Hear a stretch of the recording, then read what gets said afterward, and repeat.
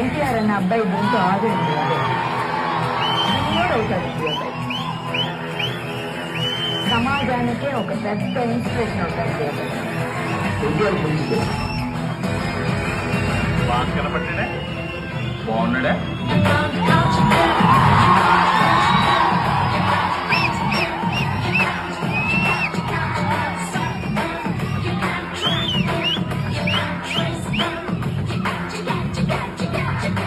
ఎప్పుడు మిమ్మల్ని తలదించుకునేలా చేయను అని మీ అందరికీ మాటిస్తున్నాను. ఆయన మాట ఇస్తే మాట చేస్తూనే ఉంటాను. మీకు నచ్చే వరకు తీస్తూనే ఉంటాను, చేస్తూనే ఉంటాను. నాకు ఇంట్లో ప్రాబ్లం ఉంటూ ఇది కాకపోతే ఎక్కువ